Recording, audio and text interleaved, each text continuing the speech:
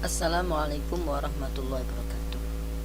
Pada kali ini kita akan membahas tentang adab seorang anak kepada orang tua yang disebutkan, yang diterangkan di dalam kitab Bidayatul Hidayah oleh Al-Imam Abu Hamid Muhammad bin Muhammad Al-Ghazali At-Tusi Qaddasallahu sirrahu wa nawwara biduri.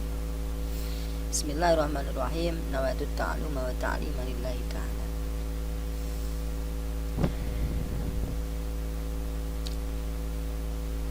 Bismillahirrahmanirrahim. Alhamdulillahirabbil alamin. Alhamdulillahilladzi an'ama 'alaina wa hadana lil iman wal Islam. Allahumma shalli wa sallim Sobat semua, jangan lupa klik subscribe dan klik loncengnya. Terima kasih.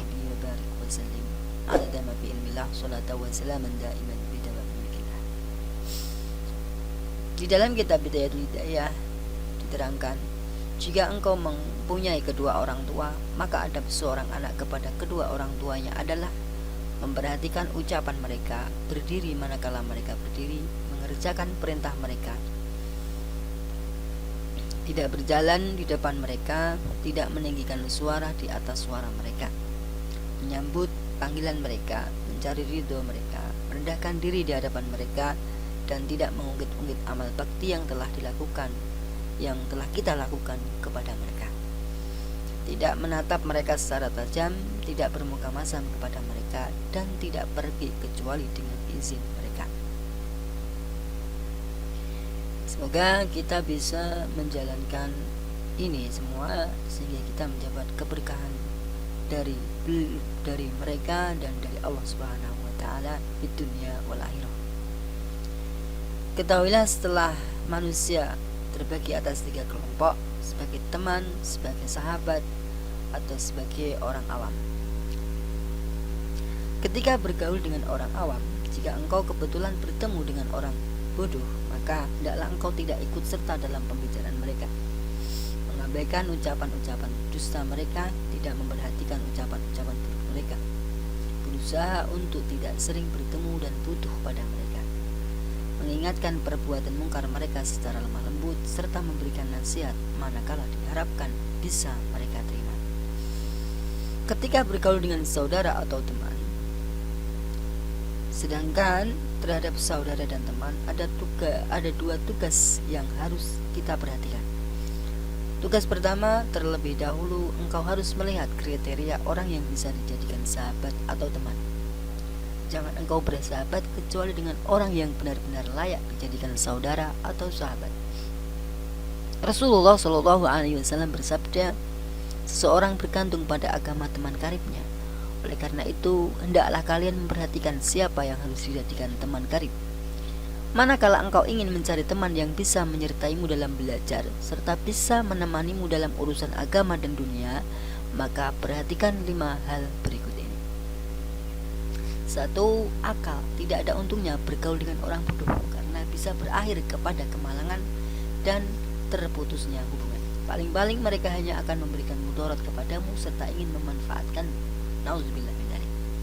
Musuh yang pandai lebih baik daripada teman yang bodoh.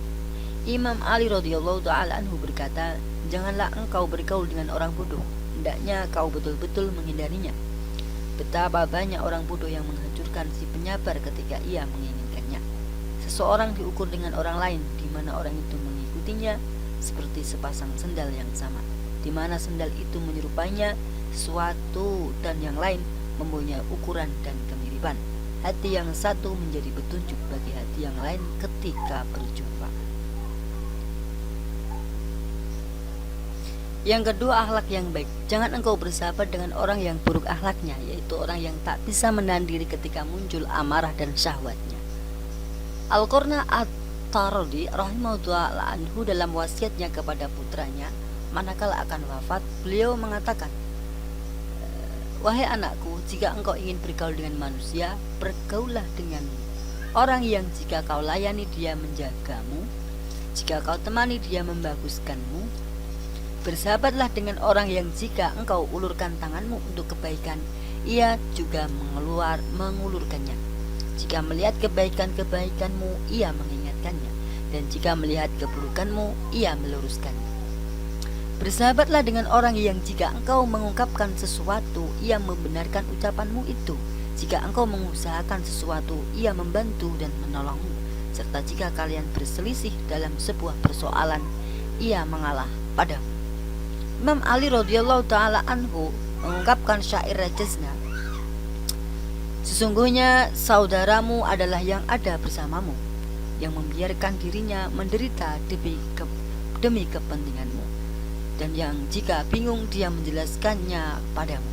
Dia rusak integritas dirinya untuk mengumpulkan dirimu. Yang ketiga, mencari teman yang baik dan saleh. Jangan engkau bersahabat dengan orang yang fasik, yakni yang selalu berbuat maksiat besar, karena orang yang takut kepada Allah Ta'ala tak akan terus berbuat maksiat besar. Engkau tak akan aman dari bencana yang ditimbulkan oleh orang yang berbuat maksiat besar.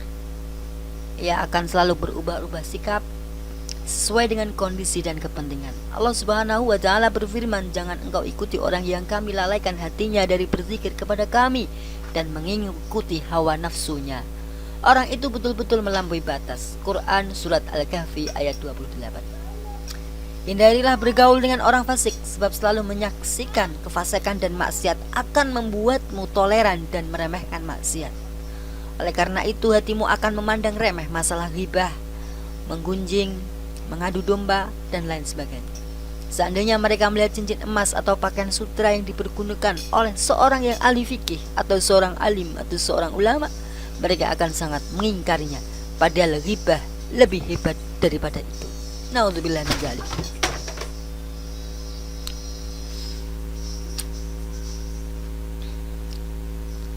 Yang keempat, tidak tamak terhadap dunia. Bergaulah dengan orang yang tamak terhadap dunia merupakan racun yang membunuh. Sebab kecenderungan untuk meniru sudah menjadi hukum alam. Sebuah tabiat bisa mencuri tabiat lainnya tanpa disadari. Dengan demikian, berteman dengan orang tamak bisa membuatmu lebih tamak. Sebaliknya, berteman dengan orang zuhud bisa membuatmu lebih zuhud. Yang kelima, jujur. Jangan engkau bersahabat dengan pembohong, karena bisa jadi engkau tertipu olehnya. Ia seperti fata morgana. Ia membuat dekat yang jauh darimu dan membuat jauh yang dekat darimu. Bisa jadi kelima hal ini tidak kau dapati pada orang-orang yang berada di sekolah atau di masjid. Dengan demikian engkau harus memilih salah satu, entah mengasingkan diri karena hal itu akan membuat selamat, atau engkau bergaul dengan mereka sesuai dengan karakter mereka. Hendaknya engkau mengetahui bahwa saudara itu ada 3 macam. Saudara untuk mengakhiratmu, dalam hal ini engkau harus melihat pada agamanya. Saudara untuk duniamu, dalam hal ini engkau harus memperhatikan akhlaknya. Saudaramu untuk bersenang-senang, dalam hal ini engkau harus selamat dari kejahatan, fitnah, dan keburukan mereka. Manusia itu ada 3 jenis. Ada yang seperti makanan di mana memang selalu diperlukan, ada yang seperti obat di mana hanya sewaktu-waktu saja diperlukan, dan ada pula yang seperti penyakit di mana sama sekali tak diperlukan. Akan tetapi seorang hamba kadangkala diuji dengannya. Jenis yang ketiga inilah yang tidak menyenangkan dan tidak pula memberikan manfaat. Maka engkau harus berpaling darinya agar selamat. Ketika menyaksikan tingkah lakunya, kalau paham engkau akan mendapatkan manfaat yang besar, yaitu dengan menyaksikan kondisi dan perbuatannya yang buruk, engkau akan membenci dan menghindar darinya. Orang yang bahagia adalah orang yang bisa mengambil pelajaran dari orang lain.